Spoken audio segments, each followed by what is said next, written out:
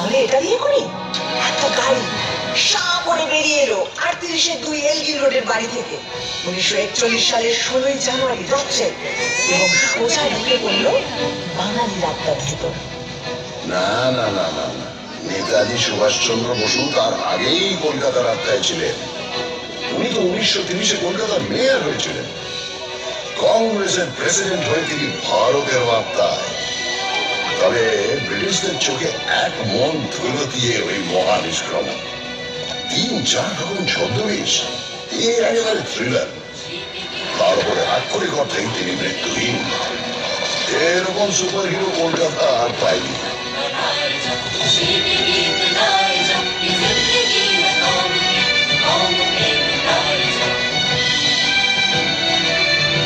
আচ্ছা, কলকাতার সবচেয়ে বড় ভিলেন কি?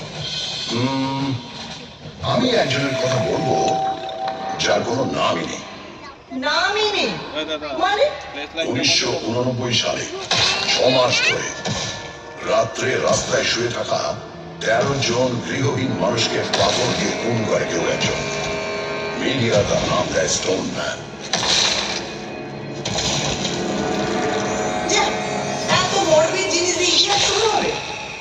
আমার মনে হয় সেরা ভিলেন হলেন অমিতাভ বচ্চন।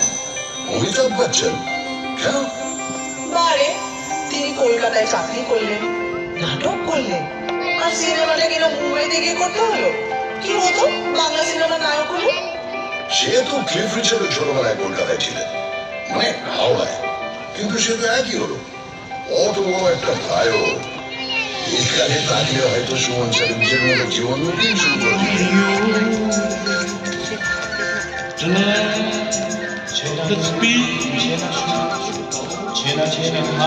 আর পেলে পেলে কলকাতায় ছিলেন না, কিংবা লিওনেল মেসি।